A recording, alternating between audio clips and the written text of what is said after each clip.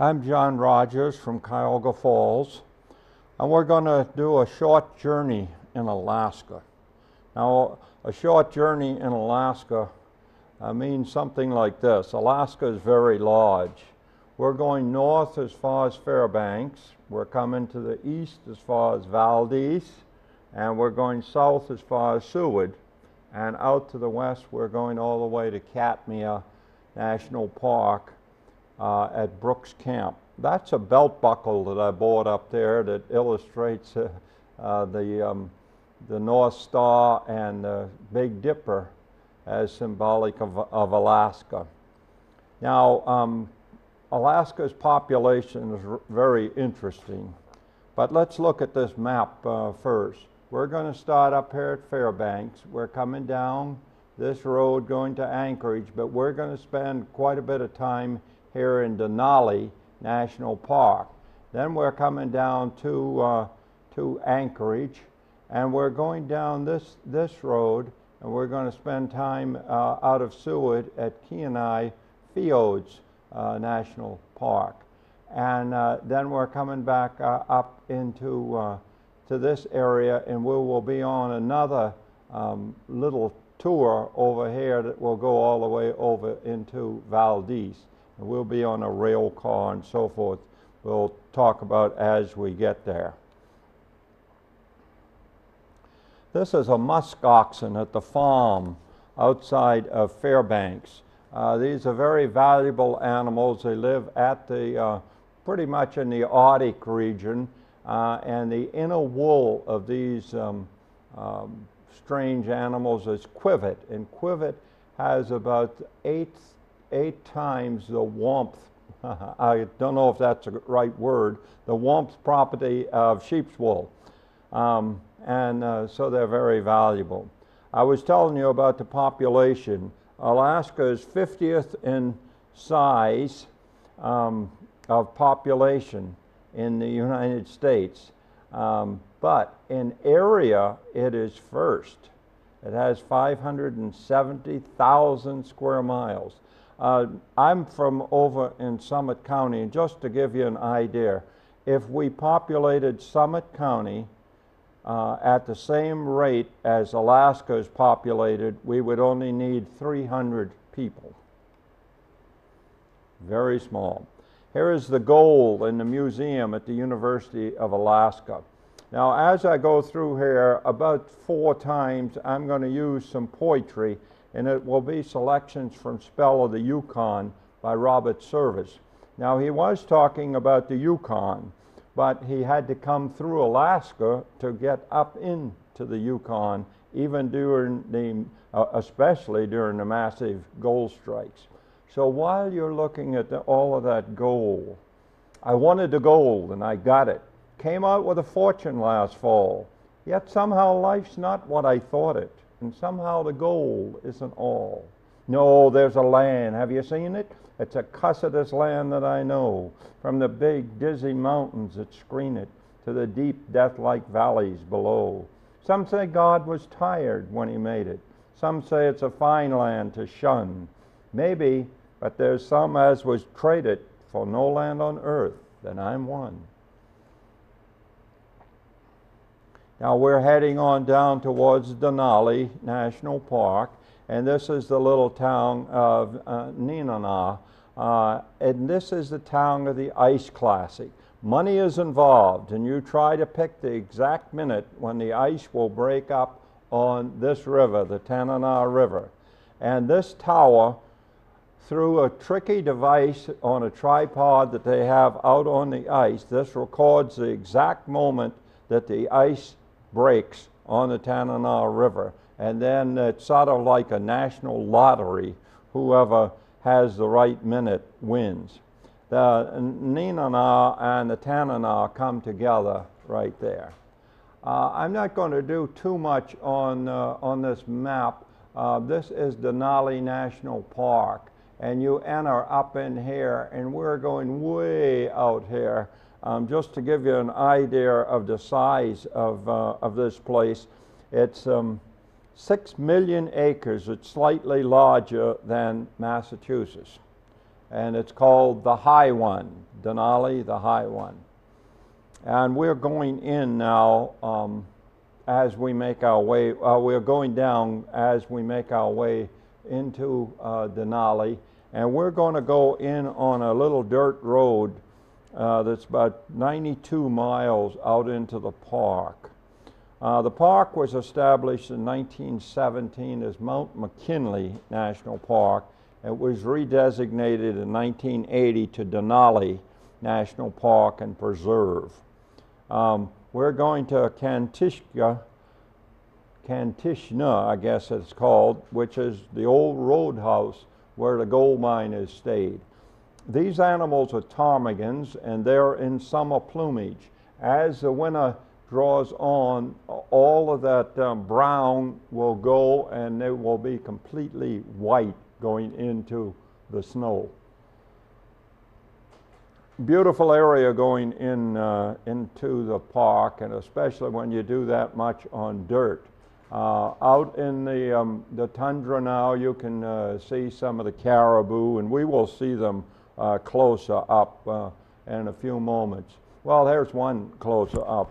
They're also called reindeer. Reindeer and caribou, they're all in the same group. They're 200 to 600 pounds, 4 to 7 feet long, and they will live to 12 to 15 years.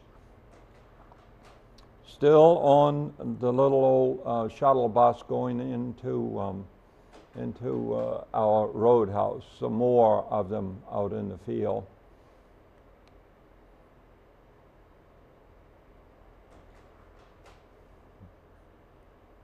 Not too heavily forested because of the cold.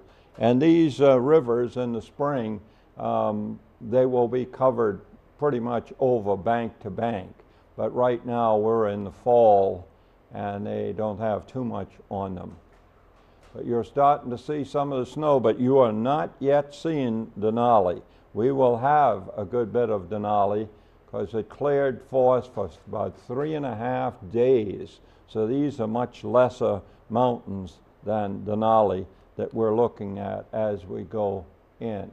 Little red fox I photographed as we were making our way in.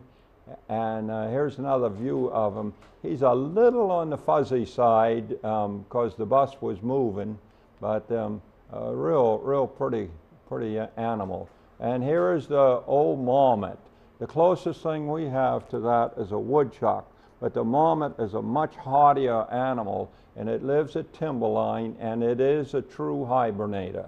So he'll be going in the month of September, early September, and he'll be going in his hole, in his burrow, for the winter months as we go forth.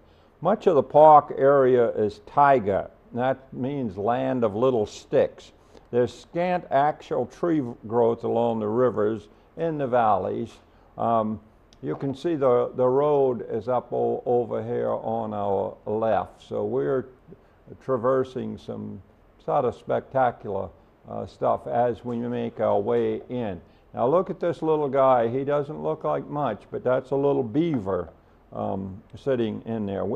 You see quite a bit of and varied wildlife as you go into Denali. The evergreen trees are mostly white and black spruce. There are some deciduous trees like aspen, the paper birch, and the balsa poplar. Low shrubs, larger than you will see out on the tundra, but herbs and lichens. Lichens are the combination of algae and fungi that grow on the rocks and stuff. All that type of stuff rounds out the vegetation.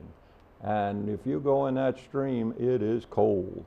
We're out at Kantishna now, and the old road, this is the old roadhouse, still there where the old gold miners stay. Now they don't put you up in there. They have sort of a lodge type thing, and then you are in cabins. This is a cache. A cache is to protect food supplies from animals, especially bears. And here is a dog yard. This is the where they keep the sledding dogs. And a lady brings her dogs down here for the summer and into the early fall so that people can see how sled dogs are treated and how they're handled. And you can go in and pet these guys, and they're all fairly friendly. Here's one with his blanket on. When they wanted to set up something on wheels, a sled on wheels, the dogs seemed to say, take me, I'll pull it. So they seem to really like it. And here is the harness, and you can see that it's spread out all over his body so that no particular part gets cut in with strapping or anything. The people love their dogs, and they really take care of them. And here is the lodge. They call it now the Roadhouse. And this is where we had our meals, and we had a couple of presentations by native Indians from the area, and we had those in that building, the Roadhouse. And this was the house where the cabin where my wife and I spent our nights there at Denali. And close by is this, remember the dogwood family. I'm not exactly sure what the plant is, but it was right outside of our cabin. And over here in an old railroad car is the air taxi office in this old box car. Notice the caribou horns hanging there also. Now, I've gone back in time because I had from a 1986 trip, I had 3 pictures that I wanted you to see. The largest bull moose that I have ever seen, I took on that trip. And the only time I've seen wolves in the wild were from that 1986 trip. And this is a wolf. And then I had a fairly good picture up here. He was out digging for roots and bulbs. They like the glacier lily, and that is a grizzly bear. And those 3 things we didn't get that close to this time. We will get close to the grizzly bears as we move on south from Denali. But I wanted you to see them while we were still in Denali. And then one morning, Denali appeared. And it stayed pretty much open for 3.5 days. We could hardly believe our luck. This was our 3rd trip to Alaska, and the first time when we were close by that we could see Denali. So you're going to see quite a few pictures of Denali because it is spectacular. And then about 4 of us, I guess, from our small group with a bush pilot went up in this plane for a flight see over Mount McKinley. They still call it Mount McKinley. I usually call it Denali. There it is. We're about 40 to 50 miles away. We have just taken off from a little dirt strip runway, and we're flying over towards it. Now, Mount McKinley is 20,320 feet above sea level. We're making our way across so you get to see some of the terrain and see what I was talking about. No big trees as we're moving across here. But Mount McKinley at 20,000 feet rises from a lowland of about 2,000 feet. So you're seeing 18,000 feet of mountain. Now, as we go over, I'll tell you a few other things. The park has 37 mammal species, and it has about 157 species of birds. Much of the land is tundra with dwarf shrubs, if any, and miniature wildflowers. And the shrubs are usually birch or willows. And now we're right on the edge of the mountain itself. I'm not sure you will want to hear the winter temperature. The winter temperature lows at level, we're a little above it now. At 14,500 feet, that's part way up McKinley, winter lows minus 95 degrees. Storms can send wind up to 150 miles per hour above timberline, and timberline is only at 2,700 feet here. Darkness takes hold for much of the year with 20 hours of darkness. In contrast, the middle of June features about 19 hours of daylight.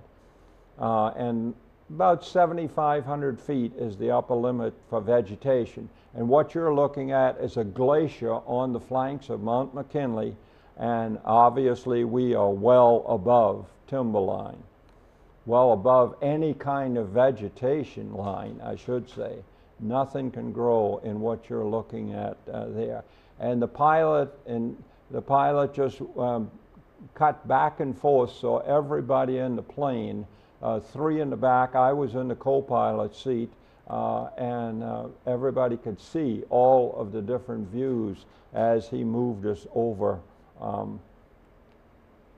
the mountain. It was a wonderful experience, and to think that the mountain was just sparkling clear. You can see some clouds, and clouds later moved in, and the next flight was actually postponed for about 4 hours till the clouds cleared. So the 3.5 days I talked about was not solid with clear Denali, but it was pretty nice. But what a flight in a tiny little plane with a bush pilot, and just flying over and around and over the glaciers, and he would show us, and I think this is one of them now, he would show us some of the trails that they use to get to the top, the hikers, the mountain climbers, I should say. They wouldn't be hikers. And that's a glacier now going down the side of Mount McKinley. And we're about to make our way on back over now. A few more. Those are high vertical walls there, and it's a wonder that the snow can still cling to them. But it's a magnificent sight, and you're just up on the rooftop of the world, seemingly. Well, 20,000 feet, you're pretty good.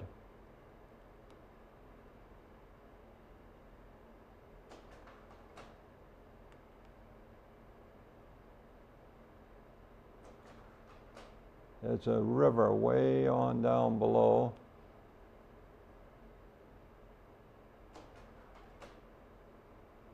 That's not a river there, that's a glacier.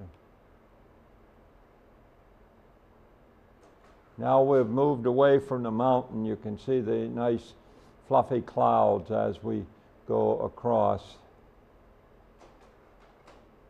Nice lakes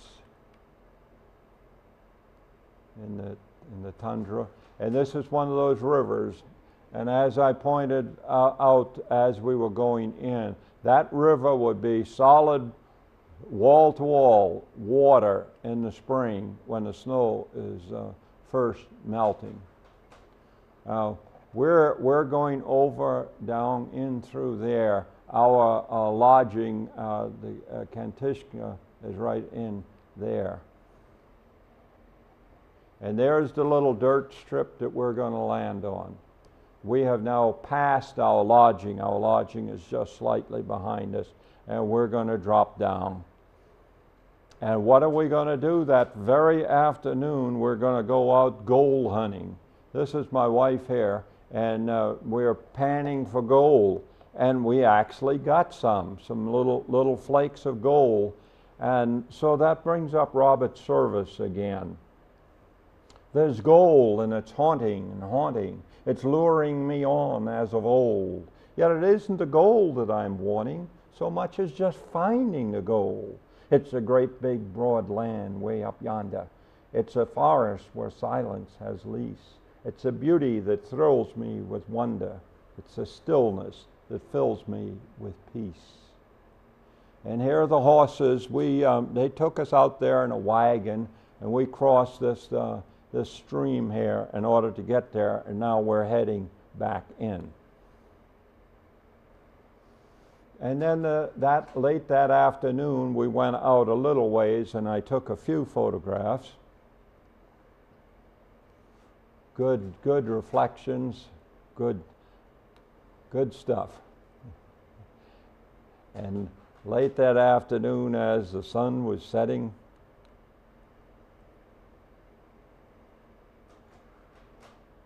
when you got the sky so clear and you're in such a high latitude, it's pretty good to go ahead and shoot and do your selections later on. And that's what I was doing. And I got in my notes, on till sunset. And that's pretty much what we did. Now this was on a walk. See, that airfield was only about 1.5 miles from us. This was on a walk on the little dirt road down to the airfield. And later on, we went back up the other way, and we went to a place called Blueberry Hill. Now what you're looking at is lichens and other vegetation on Blueberry Hill. Beautiful stuff here. Now remember, the month is September, so everything's got its best colors probably as we move in towards winter.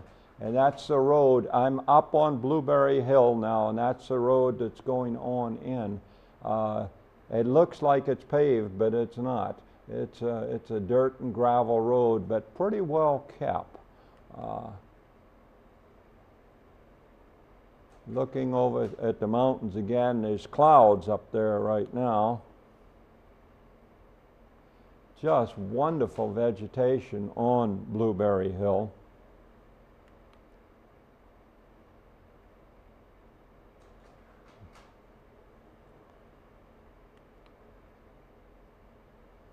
And that is Blueberry Hill, a true Blueberry Hill. And many of you will probably recognize this guy because we have him in the western 48 states, and this is a magpie.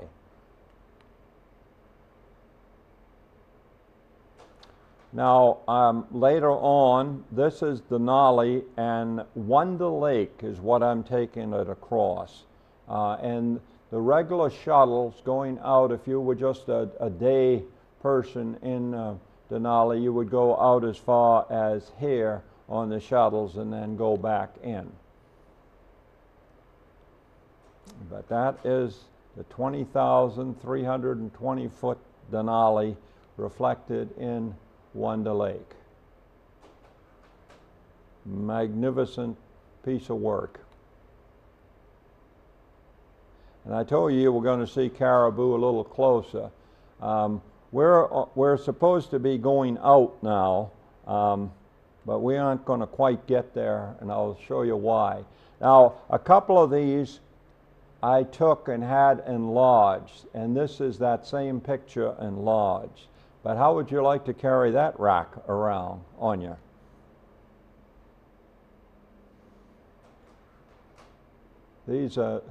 Those two were the same animal. This is a different one.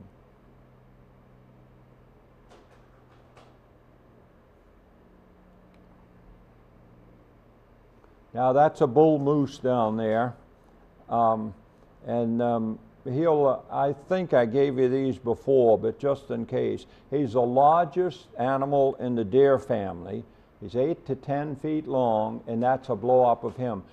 I didn't quite have him in focus from the bus, but you can get the idea. He's 8 to 10 feet long, 5 to 7 feet at the shoulder, and weighs anywhere from about 800 to 2,000 pounds. And this guy looks like he's on the higher end of the scale, probably about 1,500. He has a 20-year lifespan, and would you believe that guy can go 35 miles per hour? And this is a cow moose.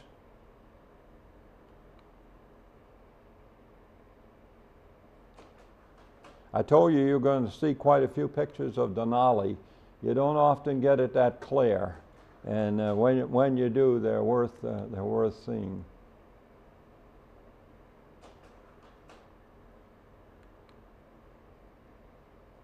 Here's a swan on Wonder Lake. I used a long lens to get that, and I can't tell whether it's a tundra swan or a trumpeter, one or the other. And then we went on towards our destination, which was back at the entrance.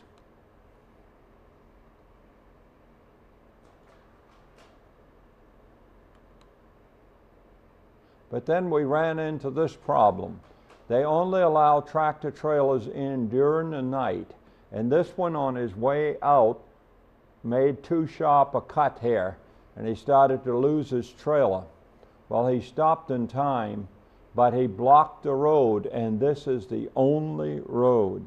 So they had to take us back in, and they took us to that airstrip, and they flew us out using bush pilots, because that tractor trailer problem was going to tie up things for a long time. And we had to stick to a schedule because somebody was waiting for us to go to the next spot out there.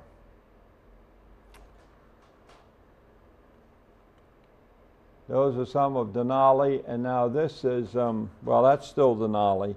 And then they were flying us out to the entrance. And I can't remember whether I took one of these of Denali on the way out. I don't believe we could see the mountain when we were flying out. So I would say I took those before. And now we're in the plane flying out to the entrance.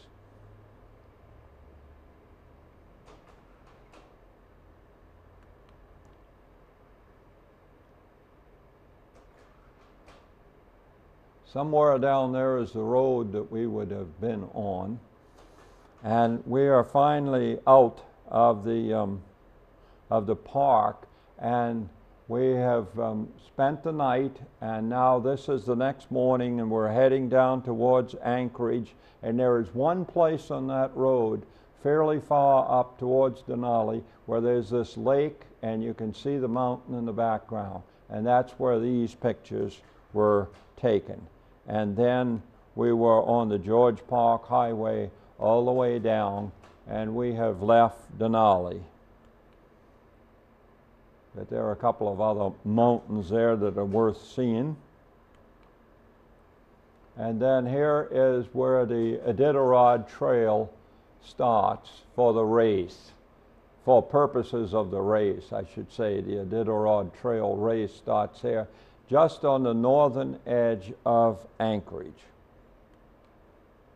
There's a building there that you can go in. You can buy things. You can see all sorts of memorabilia about it, and you can see about the serum being carried by the first dog over to Nome.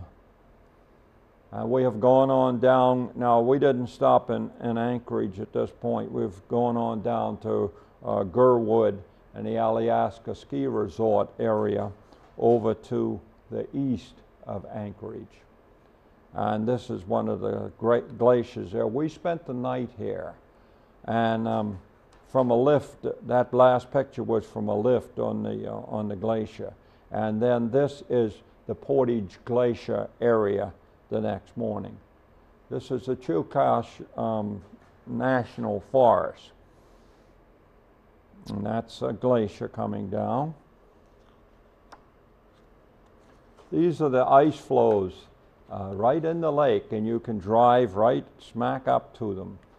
This is one of the best places to see ice flows close at hand. And notice that bluish color. That means this is dense, dense ice. Very colorful, though. And here in the water, very close to that last picture, maybe a quarter of a mile away, these are salmon who've come up the river to spawn. And you can really see their color there. And here's one by himself. There's a couple of others that are not the red color. And they're in this stream. I took those pictures from a little footbridge across the stream. That's a biggie. He'll probably go almost 2 feet.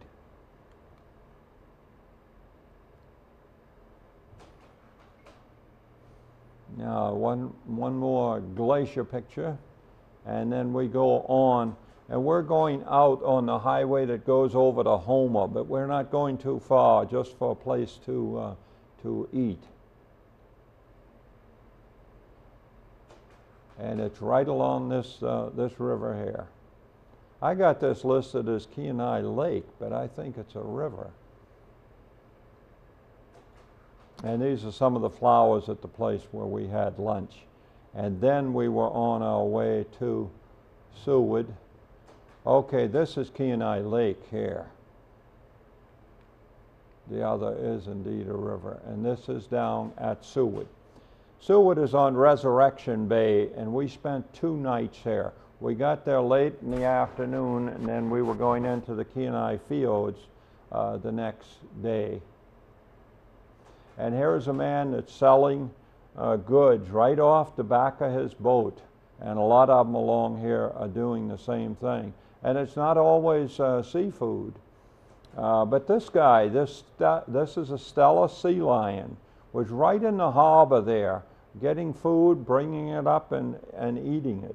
Now a Stella sea lion, the males are up to 1 ton, but the females are about 360 pounds. And I got that close to him. And here is a little guy that I really like. This is the sea otter. He's in the weasel family, and the males weigh up to 100 pounds. He is the one that goes down, gets crustaceans like shellfish and so forth off the bottom, brings them up, and he usually has a rock in one of his paws, and he breaks them open with a rock on his chest. He'll lay on his back in the water, and then he eats them. And when he gets too much shell on his chest, then he just turns over and flips back up and starts eating some more. And this is all in, all of that up until now was right in the marina and so forth. But now we're on our way the next morning out to Kenai Fields National Park, and we see some more of our friends, the sea otters. This was established as a national park as part of the Alaska National Interest Lands Conservation Act. This is the one signed by Jimmy Carter, December 2nd, 1980, and involved a tremendous amount of Alaska land. And the mountains and the glaciers. These are puffins. I'm sorry, but that's the best picture I have of the puffins here. I have some over on the East Coast that are better, but you can see the orange on their bill and so forth. Very colorful little bird. Here's a little better, but not too much. He's sort of fuzzy, but worth including. So, and this is the kind of day it was. It rained from time to time. We were on a very small boat. No sea problems or anything like that, but very small boat. Now you have to look close, and right down in here with this white on him too, but here's his spine right here. That's a Dall porpoise, D-A-L-L porpoise, right off the bow of the boat. Very dark that day. I got listed here 2 more stormy views.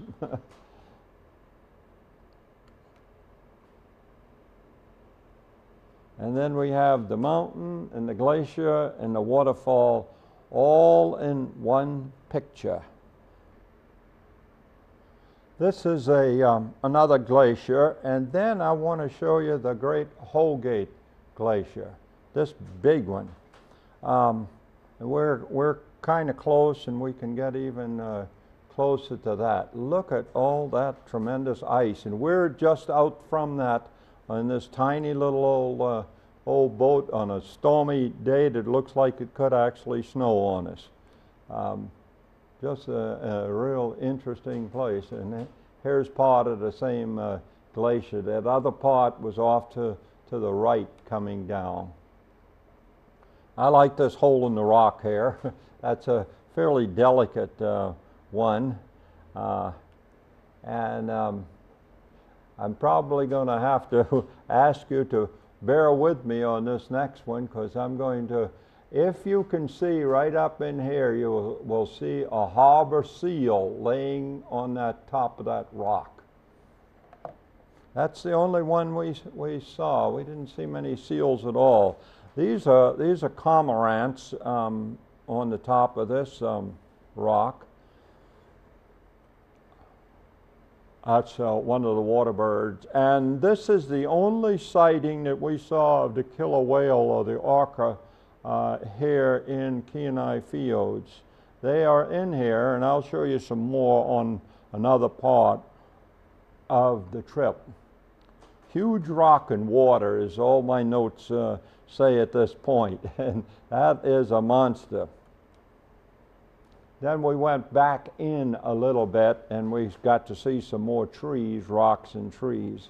See, we're quite a bit south of Denali National Park at this time, so we get timberline is a little higher up, and we aren't all that high since we're at ocean level. So we get more vegetation. And here's one of our friends, the bald eagle, there in a tree. Those things are so hard to photograph and get in focus because the boat's moving and all as I'm trying to do it. And then the glacier again. And now we're still in Kenai Fjords National Park, but we are back on land at this point, and this is called the Exit Glacier. I don't know why it got that name, but here it is. And you can see some people alongside of it. The weather is holding for us the next day. This is the day after all the ones in the park itself. And that 1951 is not my number. That is what I photographed, and that was where the glacier was in 1951. And you can see that whitish color in the background. That's where it is today. So this glacier has receded quite a bit. Now we're going back to that Gurwood area where we had spent the night. This time we're just going to have lunch there. But there were a lot of flowers there, and so I thought I'd show you some of them. This is a tuberous begonia, and they've got flowers all over the place.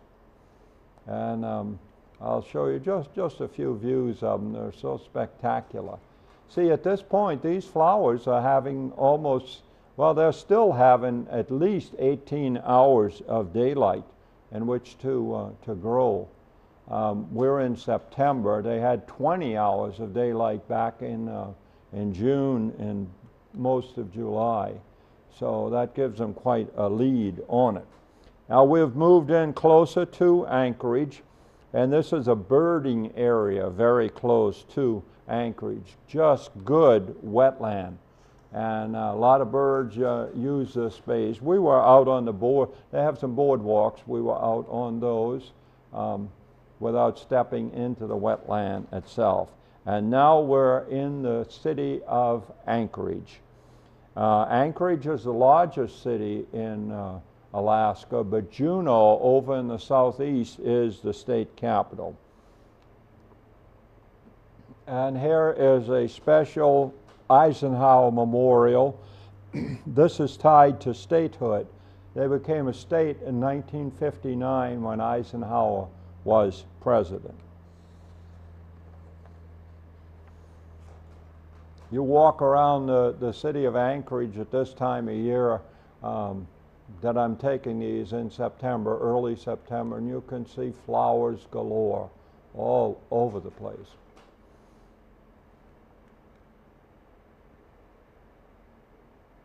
I never have identified precisely what this this one is.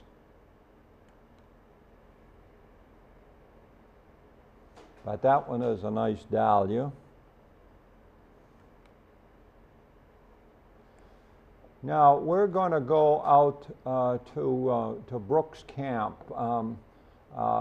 We're going to be out in this area right in here. Anchorage is over this way, and we will fly out to there. We're going to get to Brooks Camp. We're going to be involved with a jet flight to get to King Salmon, and then we will on this plane, this float plane, into the camp. There's a little dock there so you don't get your feet too wet getting to the shore, but it got us to Brooks Camp. And it's in Katmai National Park and Preserve. Now, Katmai was an active volcano, and this is where the Valley of 10,000 Smokes was. And this is how it became a national monument in 1918. It's no longer smoking, and the new name came about in 1980. And we're here to see these guys. Now, these will not be wonderful pictures, but you will see quite a few grizzly bears. These are Alaskan brown bears in the Brooks River, and the Alaskan brown bear is a grizzly. They're the same species, but this brown is usually somewhat larger than the inland bear because of the rich protein fish diet, salmon, that and mature males here will weigh about 900 pounds. But by the time they go into hibernation, they're several hundred pounds more added, probably pretty much fat. We'll get closer to some, but I want you to see the habitat as well. Now, the bears were not using the falls when we were there, except I got one mother there with her cubs. But one bear that uses the falls earlier in the season is named Diver. And Diver is a dominant male and has been on the river for 30 years. And one time Diver made a record. He ate 17 whole salmon in 45 minutes. I don't know, I just copied that down from some information that I got. And here's the waterfall, and when you have seen them on television, they were at these falls, falls on the Brooks River. And they're the salmon in the river that they would be going after. Pretty close for a grizzly. But he was right below a stand that I was on. Not the neatest weather, and of course it would have been much nicer to have the bears over at the waterfall. Incidentally, I want to, while we're looking at some bears here, another one of Robert Service. Same poem, Spell of the Yukon. The summer, no sweeter was ever. The sunshiny woods, all athrill. The grayling, that's a fish, a leap in the river. The bighorn, asleep on the hill. The strong life that never knows harness.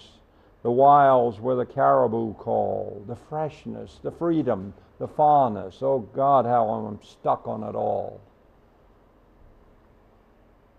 I'm not very far from that bear. And they don't mind the water at all. They just plunge right in. Just like it's part of everything else.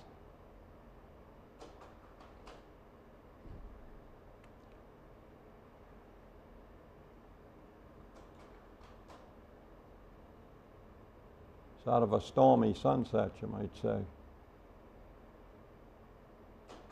A little bit of the vegetation.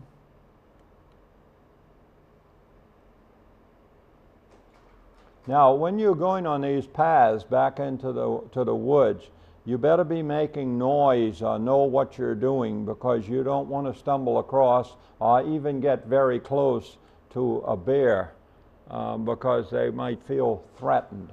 Here you can see that very distinct hump on the bear as he's silhouetted between two trees.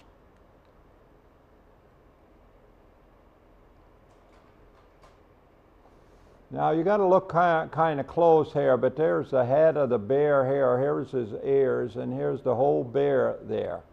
I would like to have gone up for you and cut the grass down to really get a picture, but you don't go that close to these bears. Now back over to the waterfall, we made another trip over there, and lo and behold, a mother had her cubs there. And that's the kind of pictures that we thought we would get all of. A mother there, and you will see her cubs. See right alongside of her. She had 3 cubs, which is really astounding. They don't usually have that many. Cubs are only about a pound at birth, and they stay with their mother for 2 years. She's in a den from November to about April. And the salmon that I showed you was the sockeye or the red salmon, and that's what they catch here in the Brooks River. They've been at sea for 2 or 3 years, and they've come into the freshwater river, the river of their birth, to spawn. Here's one of the little ones that's going away now.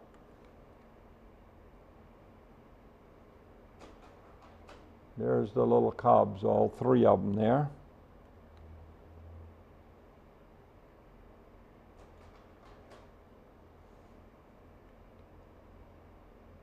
Now this is a different bear here. This is not that mother. This is another one eating salmon. That was he was the last one also.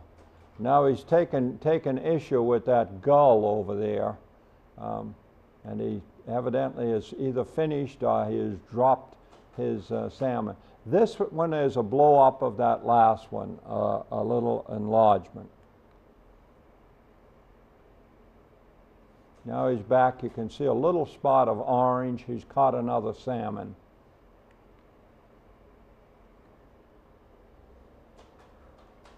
This one, as we're walking back to our cabin, he's right off the point.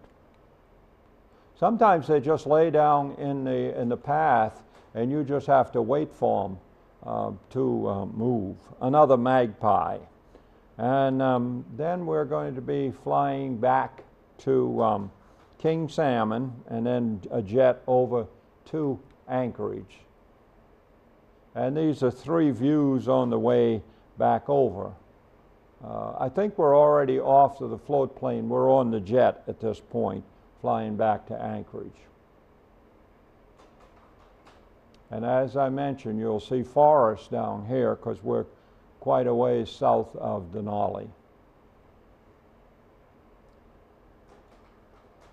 Now, when we got back, we were picked up by a bus at our hotel.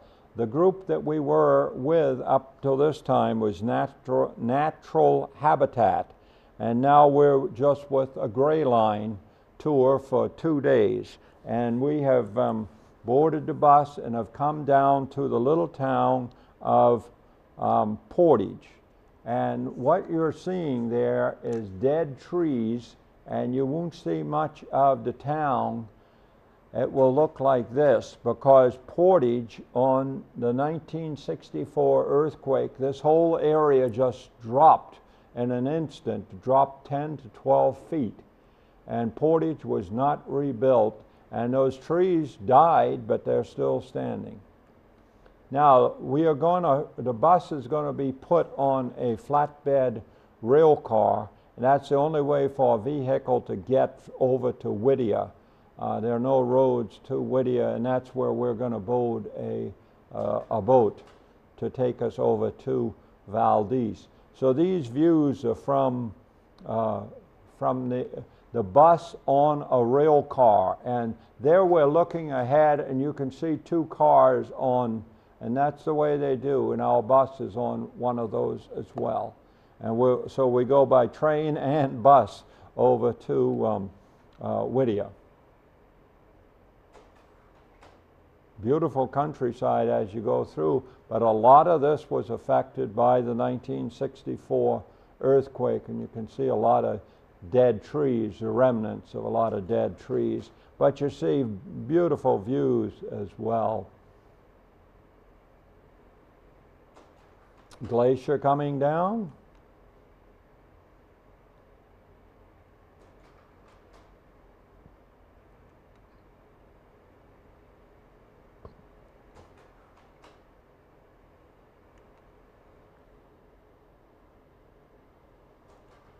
And we should be almost at Whittier now. Yes, we are. Now I have a note here that you won't see a picture of the boat that we're on until we get over to Valdez, because we went right on it fairly quickly and took off fairly quickly. So after we were over and spent the night at Valdez, I took a picture of the boat. And these are the Chugach Mountains, Chugach. Hard to pronounce for me. These are some views as we move out to Prince William Sound. That's a great glacier coming down at us.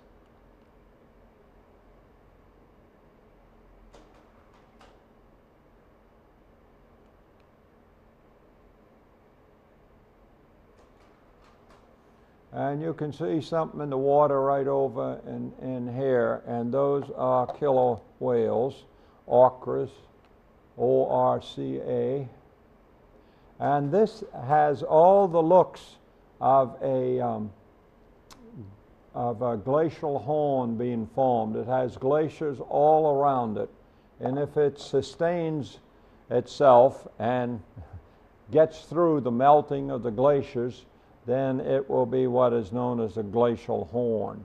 If you want to see some that are already glacial horns, you can go to Glacier National Park in Montana, and there are several over there. And here's a much better picture of the dorsal fin of an orca or a killer whale. This is the largest member of the dolphin family. Its top speed is about 30 miles an hour, and an adult male may be 27 feet and weigh 8 3/4 tons. And there is spouting. They have to blow out their lungs to get rid of the dampness and get fresh air. There's two of them out there. Looks like something in closer also. And here's a blow up of that last one, so you can see it a little better.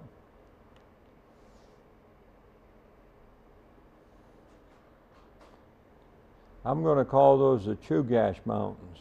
That's probably pretty good. I just love the way the trees come right down to the water, and this is salt water. Well, since glaciers are melting, it's got a good bit of fresh water in it, but it is salt water. And this is all from a boat as we're going across on a beautiful afternoon. Little islands.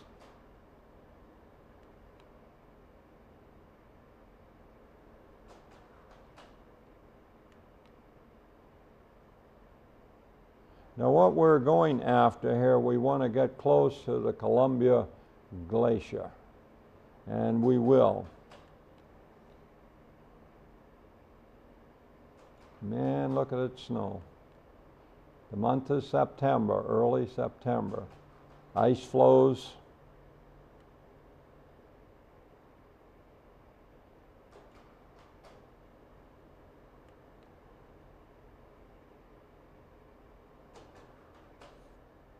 Okay, these are sea otters.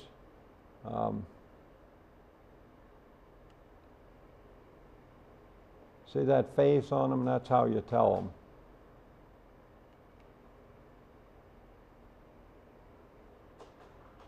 And back in that pocket is the Columbia Glacier.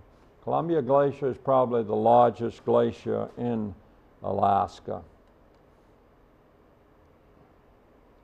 The part that we will see is about 6 miles across, the main part, and it's about 40 miles long. But the total thing, if you measure it all, they got it at 440 square miles, which seems a bit much to me. It's about 200 feet high at the face of it. And what has happened is icebergs have been stuck on the sandbar, which is part of the terminal moraine of the glacier. And they have to wait till the spring melt floats them enough so that they can float on out into the sound and on out to sea. So it's sort of a messy-like situation here as you come up on the Columbia Glacier.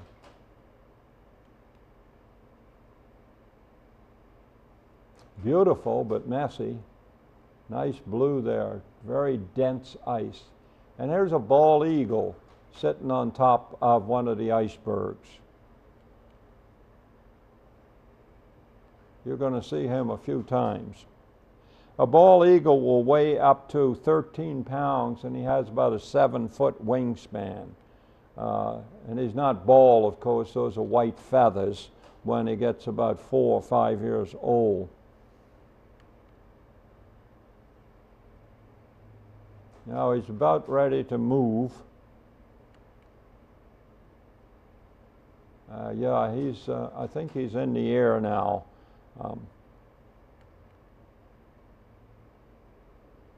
There he goes.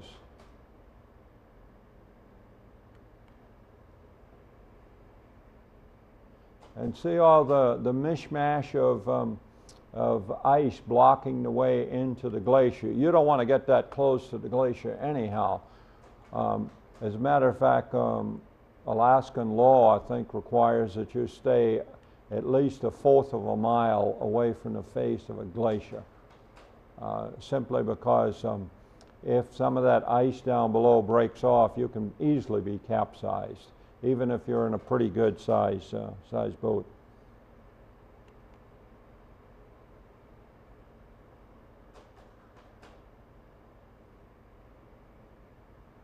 So that's sort of an early sunset. And then we move on, and here's an old sea lion, one of those Stella sea lions, laying on a buoy. And as we're getting over towards Valdez, it's getting sort of dark at this point, but here's a bald eagle on a dead tree there. Well, not quite dead. And here is another crack at the sunset as we move into Valdez. Now up above those lights, that is the southern terminus of the pipeline that comes down from Prudhoe Bay. I took that as we were coming in, and then the next morning I took these other pictures, and that is the boat that we were on. Mostly I was on the upper deck there insofar as possible to get many of my pictures, but anywhere that worked. And this is the marina at Valdez. And here's the glacier right above the town. Population of Valdez is 3,700. And I'm on one side of the town looking across, and this is the pipeline stuff that you saw last night as we came in. Now we're on a bus now, and we're going up and go back to Anchorage on this bus. Old Valdez was destroyed in the 1964 earthquake, and it was rebuilt. Incidentally, that Richter scale showed 8.4 to 8.6 for that earthquake. Anchorage and Portage and Seward weren't the only ones hit. It was really quite an earthquake and a tsunami that came in. A tsunami is that giant wave that's generated. And then we go on up here. That last waterfall was Horsetail, and then Bridal Veil, and this is by an unnamed waterfall. Can you imagine a waterfall unnamed? But I don't have a name for it. And the mountains with the snow on them were just lovely. It was a beautiful day to go around on this highway and make our way over towards Anchorage. You can see the coloration in there to know that it's autumn, the tundra in autumn. And then we were at the Worthington Glacier. This is it here, and we will go up kind of close to it. And here's we parked the bus and walked in. You can get a little scale of from the people that are walking in, and it's very nice because you can walk right up to the toe of the glacier. Waterfall there. See, this is the glacier over here, and the waterfall's coming right alongside of it from melt up above. Looking down in one of the crevasses, and this is why they don't recommend traipsing over glaciers, because they got these crevasses that you can fall into and nobody can get you out. Now these are looking over towards the Wrangell Mountains as we make our way north. We haven't made the cut over towards Anchorage yet. This is my wife standing alongside of the pipeline. The pipeline runs from Prudhoe Bay to Valdez, and it was completed in 1977 to bring oil from Prudhoe Bay down to Valdez, where the super tankers come and bring it down. And just beyond that point where you saw my wife with the pipeline, we took the Glen Highway over to Palmer, and Palmer's just north of Anchorage. And as we were making our way over, we had stopped for lunch and so forth, and before we got over to Palmer, they stopped, and this is the Matanuska Glacier. Matanuska is the name of that valley where they grow the big cabbages and all that daylight that they have. That's the glacier, and that glacier is 2 miles wide, roughly, and it's at the terminus it's 4 miles wide. But anyhow, it comes 27 miles out of those mountains, like that, big, moving. And this is over to the west. I'm still right by the bus, but I'm looking over to the west now, which is the direction that we're going in.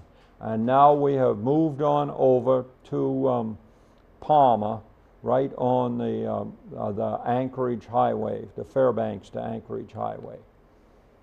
And they have a beautiful garden there this is sort of a little visitor's center.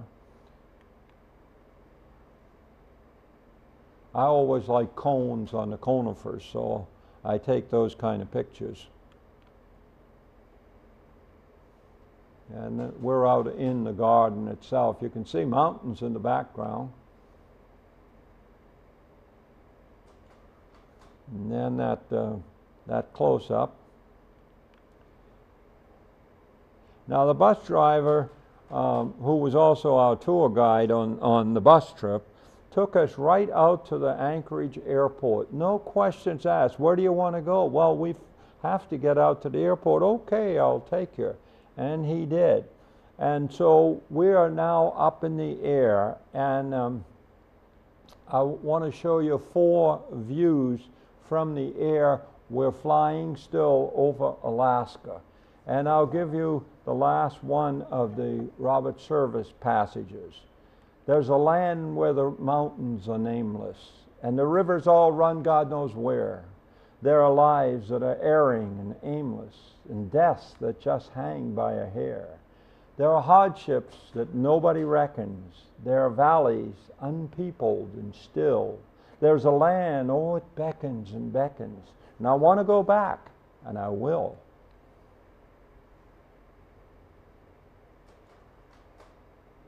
sometimes you can get some pretty good pictures from the plane if you're in the right place.